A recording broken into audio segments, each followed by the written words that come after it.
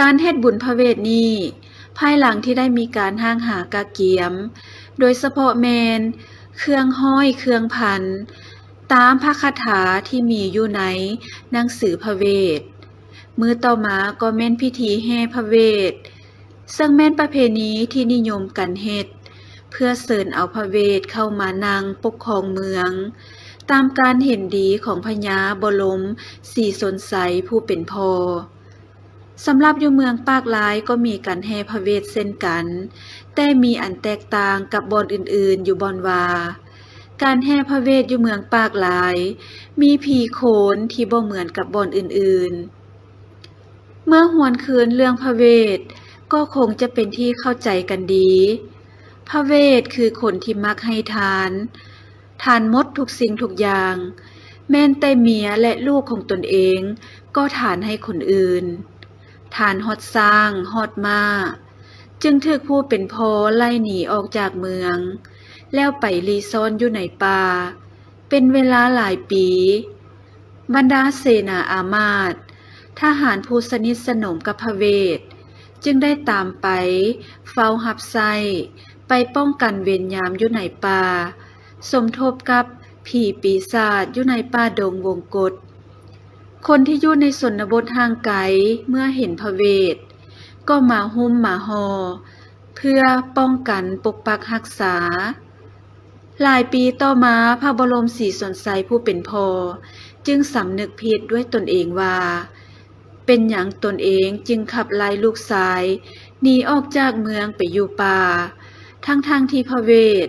หรือลูกชายเป็นคนดีมีเมตตามีความเสียสละอันสูงส่งต่อบ่าวไผ่ราษฎรเมื่อเป็นแนวนั้นจึงได้ตีข้องห้องเปล่าเอาพ่อแม่ประชาชนเจ้าขุนมุนนายแห่ขบวนกันไปเชิญเอาพระเวทสันดร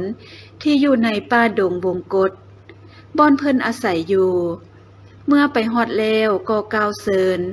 ซึ่งมีบางตอนของคำเชิญได้เว้าว่าม้าพ่อเยอะมาเมืองเจ้าย่าเหนาอยู่สร้างดงกว้างปลาเสือเจ้าย่าเมาลีเหลืออยู่ดงเสือปลาสร้างเจ้าจงเมื่อสืบสร้างเมืองกว้างเก่าหลังเมื่อเซินอยู่หลายเทื่อหลายทีพระเวสสันดรก็เลยตกลงปรงใจว่าจะกลับคืนเข้าไปปกครองเมืองดังเก่าตามที่พ่อได้เซินเมื่อพระเวทตกลงปรงใจจะกลับจากป่าเข้ามาเมืองจึงเฮ็ดให้บรรดาอารักขาทุกหมู่เหล่ามีความต่ำค้อยน้อยใจห้องไห้ลำพันแล้วตกลงกันอาสามาทรงพระเวทให้ถึงประตูเมืองเวลานั้นขบวนของผู้เป็นพ่อและพระเวสสันดรพร้อมทั้งขบวนอารักขาพระองค์จึงได้แห่กันมาอย่างเป็นขบวนจนถึงประตูเมืองและผ่านไปนั้นแม่นเรื่องราวเกี่ยวกับพระเวสสันดรซึ่งเป็นต้นกำเนิดของบุญพระเวทในปัจจุบันนี้และกลายเป็นฮีตของประเพณีที่สำคัญของคนลาวพวกเฮาที่สืบทอดกันมาแต่โบราณกาล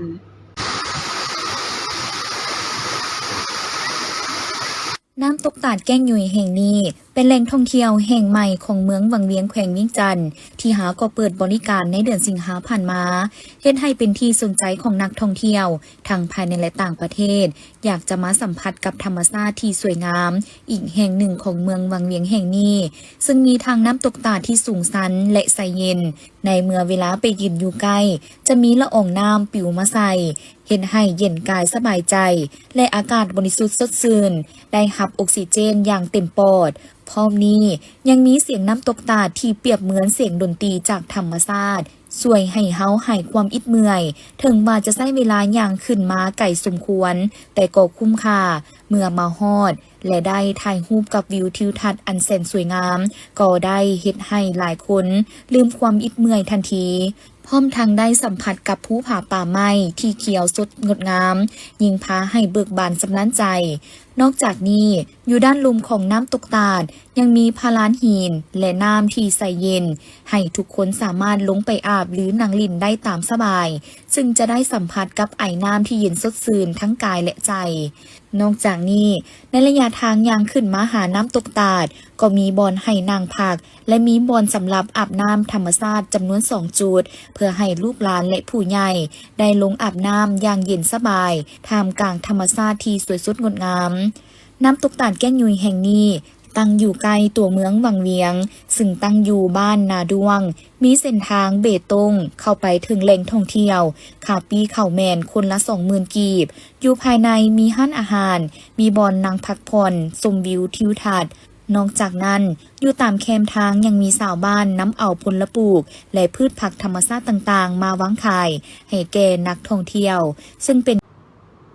วัดนาโพคอยประดิษฐานามบ้านนาข่วยไต้เมืองไซเศรษฐาเป็นวัดแห่งหนึ่งที่อุดมสมบูรณ์เหมาะสมกับการไปเที่ยวชมธรรมชาติเป็นวัดที่ติดกับทุ่งนาและมีป่าไม้อ้อมหอบทั้งเป็นวิวที่มีเส้นทางรถไฟแล่นผ่านที่สำคัญภายในวัดก็มีสิ่งสักการะบูชากราบไหว้ที่ชาวบ้านก็คือชาวพุทธให้ความเหลื่อมใสศรัทธามาเป็นเวลายาวนานเป็นต้นกอแมนพระธาตุโพคอยห้อยตีนพระธาตุและหอพระไตรปิฎกที่ยังคงอนุรักษ์รักษาให้เป็นบ่อนสักการะบูชาแก่ชาวพุทธที่เดินทางมาทำบุญดังนั้นถ้าหากว่าชาวพุทธศาสนิกชนทั้งใกล้และไกล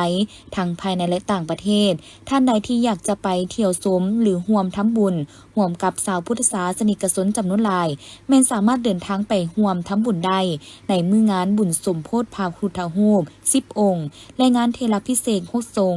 อยู่ที่วัดนาโพคอยประดิษฐารามบ้านนาข่วยใต้เมืองไซเศรษฐานครหลวงจันทร์ซึ่งจะได้จัดขึ้นเป็นเวลา2 วันคือวันที่7 มีนาคม 2026จะเป็นมื้อหั่งหากะเกียมและตอนค่ำจะได้มีการรับศีลบวชชีพราหมณ์และก้าวเข้าสู่พิธีสมโภชพระพุทธรูปเริ่มแต่ 19:00 นจนตลอดทั้งคืนต่อมาวันที่28 มีนาเริ่มแต่ 8 โมงเช้าจะได้มีพิธีตักบาตรถวายทานและก้าวเข้าสู่พิธีเทลพิเศษกทรงซึ่งพระอาจารย์ตุ้ยพุทธวงโสรองเจ้าอธิการวัดได้ให้สัมภาษณ์ว่างานบุญของวัดนาโพคอยจะจัดขึ้นนี้แม้นเป็นงานบุญปางใหญ่ตั้งแต่เพิ่นได้มีอาศัยและประจำอยู่วัดแห่งนี้มาหลายพรรษาฉะนั้นจึงอยากแจ้งข่าวบุญนี้ให้ออกตนญาติโยมได้มาร่วมทำบุญและช่วยกันรักษาฮีตของประเพณีก็คือการค้ำสู่พุทธศาสนาให้เจริญรุ่งเรืองขอน้อมนมัสการพระเถระนุเถระพ่อแม่ครูบาอาจารย์ทุกองค์และคณะสงฆ์คิดจิตของเมืองไสเศรษฐาอัตมาภาพหรือครูบาตุ้ยพุทธวงโสเป็นรองเจ้าธิการวัดนาโพคอยบ้านนาข่อยใต้นี้ขอต่างหน้าให้พ่อแม่ครูบาอาจารย์สมณเณรแม่ขาวเมซีภายในวัดและอำนาจการปกครองบ้านนาข่อยใต้เมืองไสเศรษฐาขอถือในโอกาสนี้มาแจ้งข่าวบุญ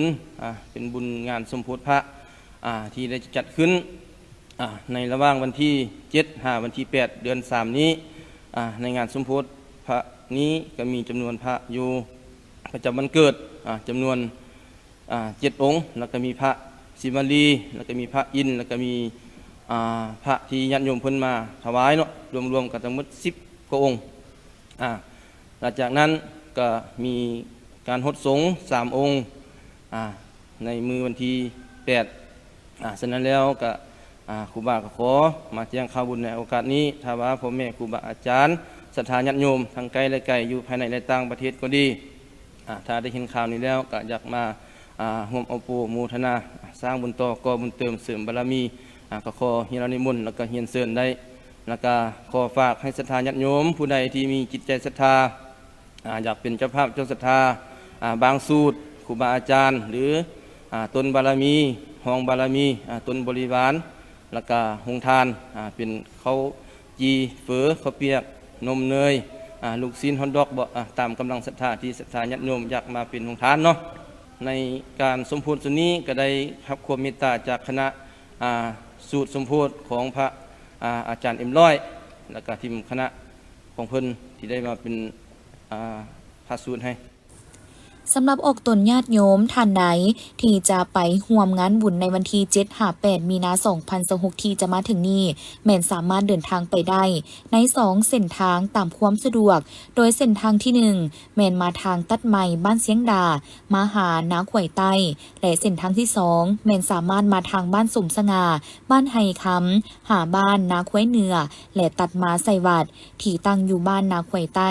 ปัจจุบันเส้นทางแม่นมีความสะดวกสบายและมีทางคอนกรีตจนมาฮอดวัด ในวันที่26 กุมภาพันธ์ 2026อยู่ที่เดินธาตุหลวงเวียงจันทร์บริษัทลาวโทรคมมนาคมมหาชนได้มอบถังขี้เหงื่อจำนวน18หน่วยมูลค่า25ล้านกว่ากีบให้แผนกวัฒนธรรมและการท่องเที่ยวนครเวียงจันทร์เพื่อนำใช้อยู่สำนักงานและสถานที่ท่องเที่ยวต่างๆคือนำใช้อยู่แผนกวัฒนธรรมและการท่องเที่ยวนครเวียงจันทร์ธาตุหลวงหอพระแก้ววัดศรีสะเกษหอหลักเมืองและหอสมุดนครเวียงจันทร์ซึ่งต่างหน้ามอบโดยทานเพชรสบันเคินวิไลของหัวหน้าฝ่ายการตลาดการขายบริษัทลาวโทรคมมนาคมมหาชนและกล่าวรับโดยทานพรจันทร์แพงภูวันของหัวหน้าแผนกวัฒนธรรมและการท่องเที่ยวนครเวียงจันทร์พร้อมด้วยภาคส่วนที่เกี่ยวข้องเข้าร่วม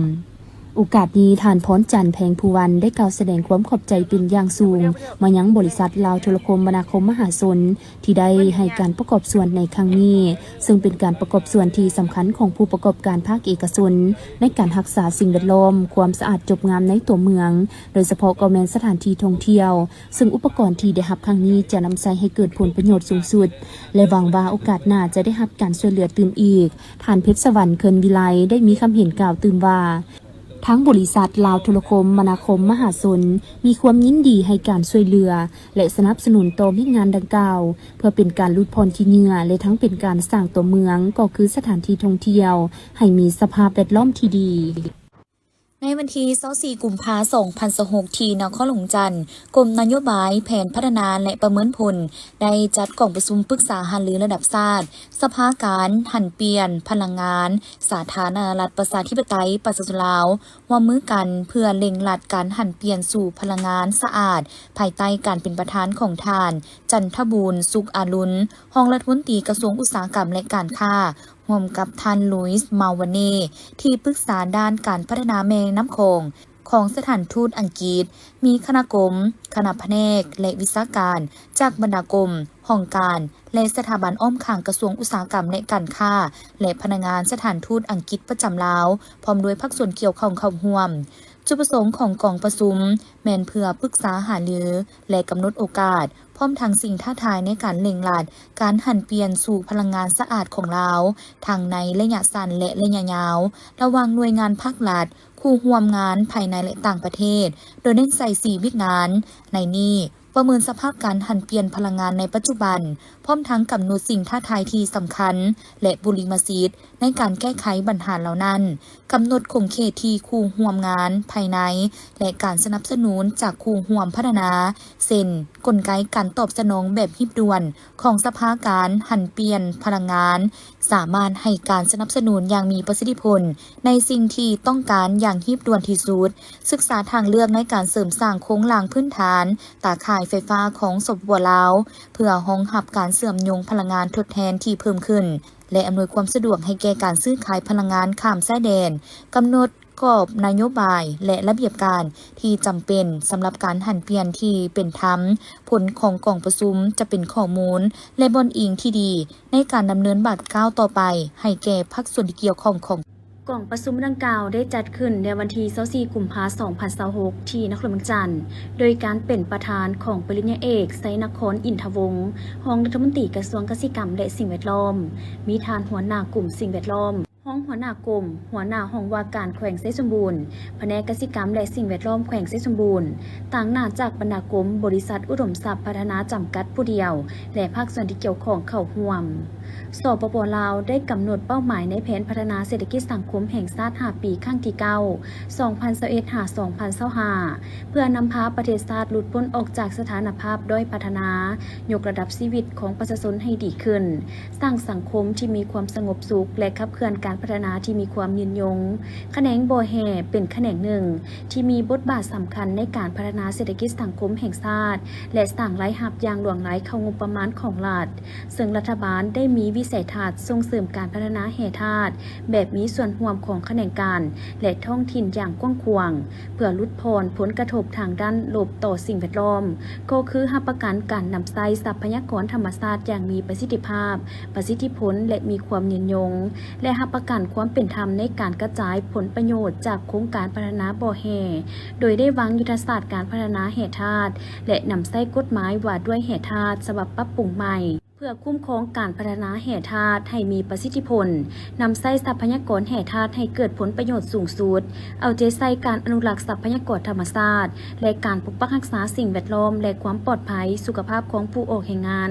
มีการปิดบ่อและฟื้นฟูเนื้อที่เขตบ่อแห่ให้สามารถนำใช้คืนส่งเสริมการปรุงแต่งแห่ธาตุภายในประเทศเป็นผลิตภัณฑ์สำเร็จรูปและเครื่องสำเร็จรูปแล้วจึงส่งออกเพื่อเพิ่มมูลค่าทางเศรษฐกิจประกอบส่วนในการสร้างวิธีการทำให้ประชาชนนับมือนับหลายขึ้นสำหรับโครงการขุดค้นและปรุงแต่งแห่คำเนื้อที่ 4.93 กิโลตารเมตรอยู่เมืองหล่องแจ้งแขวงไชยสมบูรณ์ของบริษัทอุดมทรัพย์พัฒนาบ่อแห่2จำกัดเป็นบริษัทลงทุนภายใน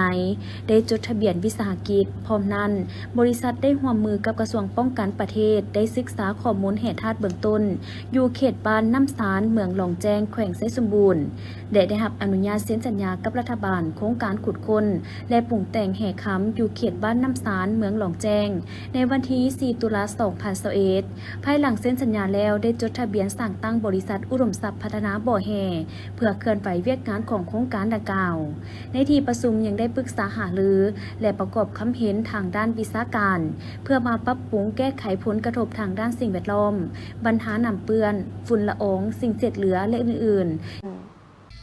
พิธีจัดขึ้นในวันที่25 กุมภาพันธ์ 2026ที่ศูนย์การค้าลาวไอเทคนครหลวงจันทน์โดยการเข้าร่วมของท่านเฉลิมไซกรมศิษย์รองนายกรัฐมนตรีมีท่านรัฐมนตรีกระทรวงอุตสาหกรรมและการค้าประธานศูนย์กลางสหพันธ์แม่หญิงลาวเลขาคณะบริหารงานศูนย์กลางสาวหนุ่มประชาชนปฏิบัติลาวบรรดาท่านทูตต่างทูตต่างหน้าองค์การจัดตั้งสากลผู้ต่างหน้าธนาคารโลกประธานสภาการค้าและอุตสาหกรรมแห่งชาติลาวบรรดาสมาคมธุรกิจผู้ประกอบการในขอบเขตทั่วประเทศเข้าร่วมการจัดงานในครั้งนี้เพื่อเต้าโฮมหัวหน่วยจุลวิสาหกิจในทั่วประเทศมานำเสนอและโฆษณาผ่านงานวางแสดงใหญ่ระดับชาติออกสู่สายตาสังคมและสื่อมวลชนในวงกว้างส่งเสริมผู้ผลิตผู้บริการและเพิ่มโอกาสการเข้าถึงตลาดเปิดช่องทางการพัฒนาและร่วมมือทางธุรกิจยัดแยงการลงทุนและการค้าการเข้าถึงแหล่งทุนก้าวขึ้นสู่การเชื่อมโยงกับต้องโซ่การผลิตและสร้างมูลค่าเพิ่มในภาคพื้นและสากลอำนวยความสะดวกในการปรึกษาหารือสร้างเวทีสนทนาแลกเปลี่ยนสร้างความหับหูและสร้างแห่งจูงใจให้หัวหน่วยจุลวิสาหกิจขนาดน้อยและกลางเห็นได้ความสามารถและผลงานโดดเด่นเป็นการโฆษณาเอกอ้างหัวหน่วยจุลวิสาหกิจขนาดน้อยและกลางก็คือผลิตภัณฑ์ลาวที่มีท่าแห้งออกสู่สายตาในภาคพื้นและสากลเพิ่มทวีการร่วมมือระหว่างภาครัฐเอกชนคู่ร่วมพัฒนาและสถาบันการเงินเพื่อเป็นการนำเสนอผลงาน20 ปีเวียกงาน MSMES ของกรมส่งเสริมจุลวิสาหกิจขนาดน้อยและกลางผลงานของผลิตภัณฑ์ลาวภายในงานประกอบมี250ห้องวางแสดง20 ปีเวียกงานจุลวิสาหกิจขนาดน้อยและกลางห้องวางแสดงเวียกงานศูนย์กลางสาวหนุ่มหัวหน่วยจุลวิสาหกิจขนาดน้อยและกลางบรรดาแขวงนครหลวงสมาคมนักธุรกิจหนุ่มต่างหน้าหัวหน่วยจุลวิสาหกิจขนาดน้อยและกลางประเทศเวียดนามจีนและไทยหัวหน่วยจุลวิสาหกิจจากสมาคมส่งเสริม SME ลาวหัวหน่วยจุลวิสาหกิจจากสมาคมส่งเสริมผลิตภัณฑ์ลาวหัวหน่วยจุลวิสาหกิจจากสภาการค้าและอุตสาหกรรมแห่งชาติลาวธนาคารและสถาบันการเงินจุลภาคและบูธผู้ให้การสนับสนุนงานวางแสดงจะดำเนินไปฮอดวันที่ 1 มีนาคม 2026ตลอดระยะการจัดงานจะมีการจัดสัมมนาและกิจกรรมต่างๆอย่างมวลซืนไปเคียงคู่กับนโยบายลดแลกแจกแถมก็คือราคาที่เป็นมิตรต่อผู้ซื้อทุกท่าน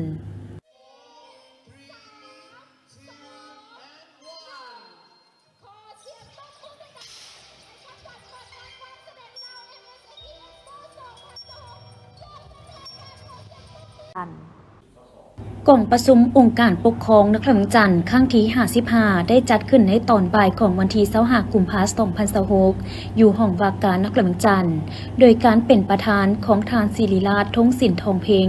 ห้องเจ้าของนครหลวงจันทร์มีคณะองค์การปกครองหัวหน้าห้องว่าการหัวหน้าแผนกการประธานคณะกรรมการปกครองเมืองและภาคส่วนที่เกี่ยวข้องเข้าร่วม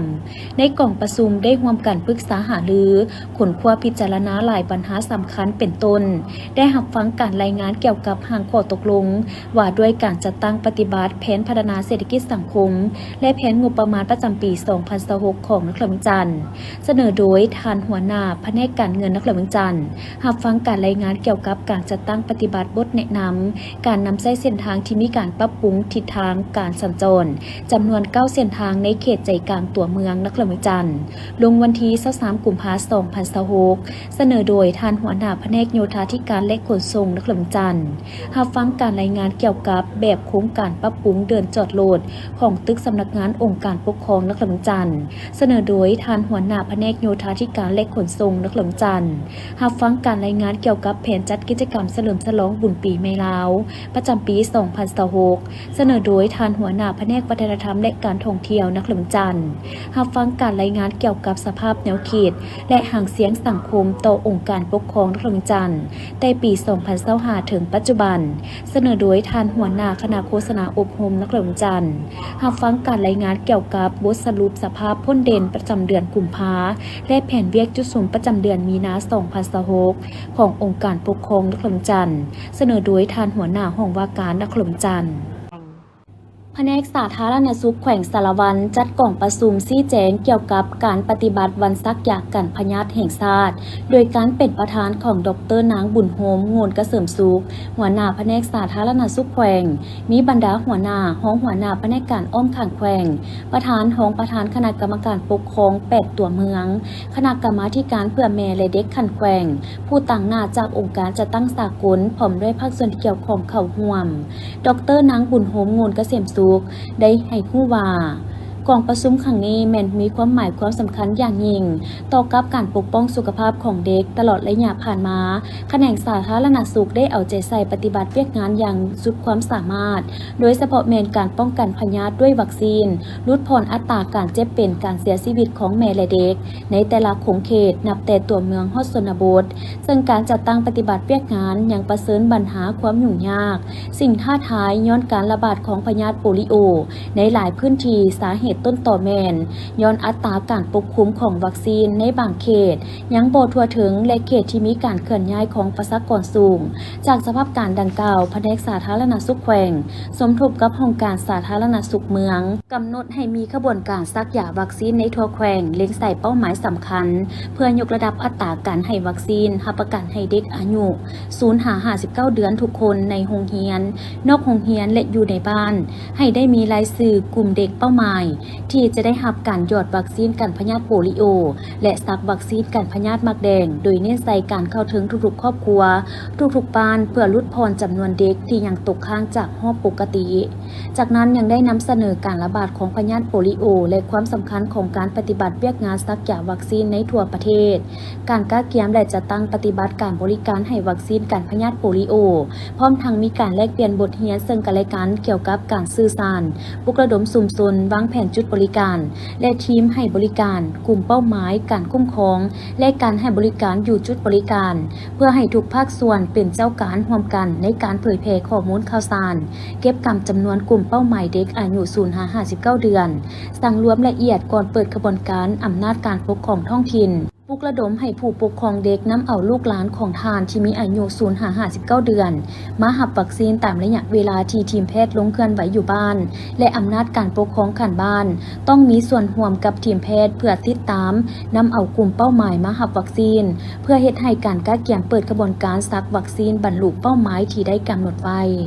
พิธีดังกล่าว กล่าวได้จัดขึ้นในวันที่26กุมภาพันธ์2026ที่สโมสรเมืองโดยการเข้าร่วมของท่านคำเบยสิงหธรรมรองประธานคณะกรรมการปกครองเมืองไซธานีท่านดาวรสิมมาลวงศ์หัวหน้าห้องการศึกษาธิการและกีฬาเมืองมีผู้อำนวยการโรงเรียนน้องนักเรียนพร้อมด้วยภาคส่วนที่เกี่ยวข้องเข้าร่วมในพิธีได้รับฟังการผ่านบทสรุปผลการสอบเสียงนักเรียนเก่งสั้นประถมป .5 มัธยมตอนต้นม .4 และมัธยมตอนปลายม .7 ทั่วเมืองไซธานีว่าภายหลังที่ได้รับหนังสือแจ้งการจากแผนกศึกษาธิการและกีฬานครหลวงจันทร์ดังนั้นห้องการศึกษาธิการและกีฬาเมืองจึงได้มีการกักเก็บสอบเสียงได้ขึ้นแผนเก็บกำบัญชีรายชื่อนักสอบเสียงกับบรรดาโรงเรียนภาครัฐและเอกชนทั่วเมืองมีโรงเรียนทั้งหมด270แห่งในนี้ได้ให้แต่ละโรงเรียนคัดเลือกนักเรียนเก่งที่เป็นตัวแทนของโรงเรียนตนเองเข้าร่วมสอบเสียงขันโรงเรียนและขันเมืองทั้งหมด 1,050 คนสั้นประถม493คนมัธยม312คนและมัธยมตอนปลาย245คนสำหรับการสอบเสียงสั้นประถมได้ดำเนินขึ้นในวันที่30มกราคม2026ประกอบมี3วิชาคือวิชาคณิตศาสตร์ภาษาลาววรรณคดีวิทยาศาสตร์และสิ่งแวดล้อมสั้นมัธยมต้นและมัธยมตอนปลายได้ดำเนินขึ้นในวันที่5กุมภาพันธ์2026ประกอบมี4วิชาคือคณิตศาสตร์ภาษาลาววรรณคดีเคมีศาสตร์ฟิสิกส์ศาสตร์และทั้ง3สั้นแม่นได้จัดสอบเสียงขึ้นที่มส.ดอนนูนผ่านการสอบเสียงนักเรียนเก่งขันเมืองมีนักเรียนที่ผ่านมาตรฐานตั้งแต่ที่1หาที่3จำนวน102คนในนี้อันดับที่1สั้นป .5 วิชาคณิตศาสตร์แม่นโรงเรียนไซสมพรที่2โรงเรียนพูนสวัสดิ์ที่3โรงเรียนเพชรมังกรภาษาลาววรรณคดีอันดับที่1โรงเรียนพูนสวัสดิ์ที่2โรงเรียนแสงมีไซ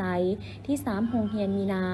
วิชาวิทยาศาสตร์และสิ่งแวดล้อมอันดับที่1หา3โรงเรียนไซสมพรสั้นหมอต้นวิชาคณิตศาสตร์ภาษาลาววรรณคดีเคมีศาสตร์อันดับที่1มส.พรสวรรค์วิชาฟิสิกส์ศาสตร์อันดับที่1มส.ไซสมพรที่2มส.พรสวรรค์ที่3มส.ดอนนูนสั้นม.ปลายวิชาภาษาลาววรรณคดีอันดับที่1มส.ไผ่ล้อมที่2มส.พรสวรรค์ที่3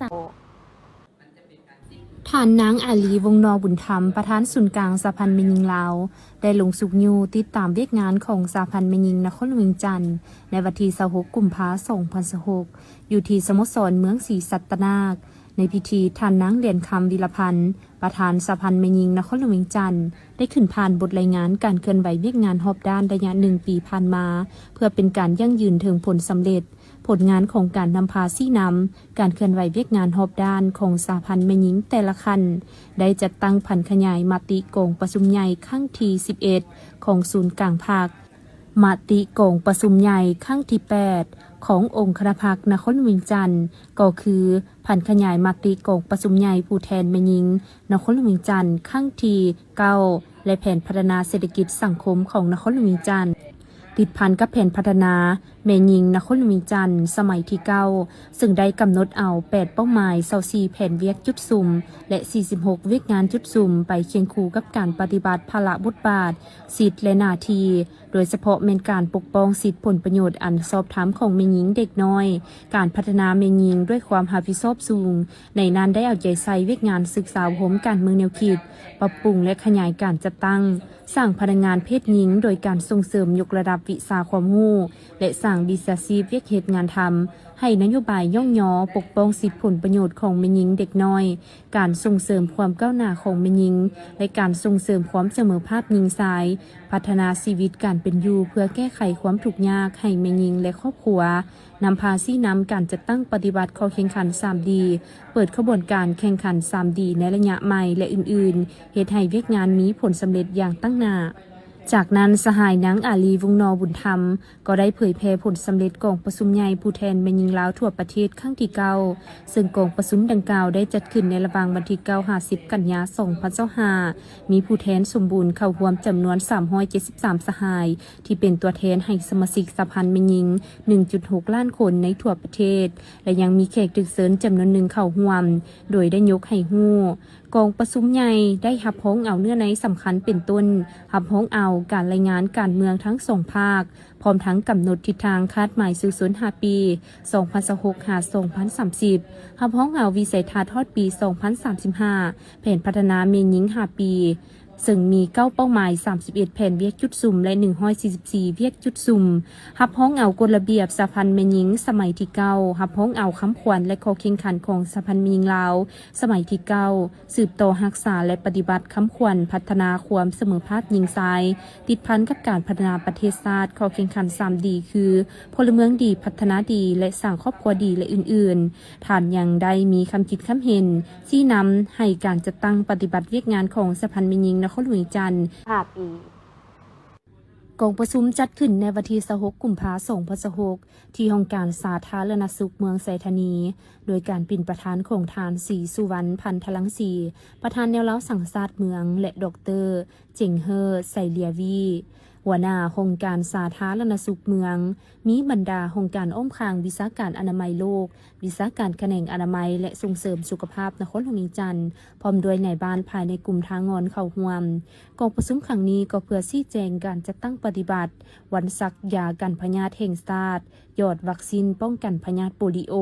เพื่อปรึกษาหารือแผนการเคลื่อนไหวและโฆษณาปลุกระดมร่วมกันกับคณะกรรมาธิการเพื่อสุขภาพแม่และเด็กเมืองพร้อมทั้งยกให้เห็นถึงความจำเป็นอันหีบด่วนเนื่องจากปัจจุบันสาธารณรัฐประชาธิปไตยปาสลาวได้กวดพบการระบาดของพยาธิโปลิโอขึ้นใหม่โดยล่าสุดได้พบผู้ป่วย1 กรณีอยู่เมืองชนบุรีแขวงสวรรณเขตและพบเชื้อในเด็กที่มีสุขภาพแข็งแรงอีก2 คนพยาธิโปลิโอเป็นพยาธิที่อันตรายบ่มียาปินปัวให้หายขาดและสามารถเฮ็ดให้เด็กน้อยพิการลอยแล้วตลอดชีวิตดังนั้นการจัดตั้งขบวนการนี้จึงเป็นมาตรการเดียวที่จะช่วยสร้างภูมิคุ้มกันหมู่และปกป้องลูกหลานให้ปลอดภัยสำหรับทั่วเมืองไซธานีได้วางเป้าหมายการหยอดวัคซีนออกเป็น12 กลุ่มโดยมีเป้าหมายหยอดวัคซีนโปลิโออายุ1 เดือนครึ่ง5 ปีทั้งหมด 23,764 คนโรงเรียนอนุบาลทางภาครัฐและเอกชนมี94แห่งมีนักเรียน 9,570 คนโรงเรียนโปรเกียมทางภาครัฐเอกชนมี34แห่งมีนักเรียน656คนมีทีมแพทย์จากเมือง30ท่านและทีมแพทย์จากกองทัพ18ท่าน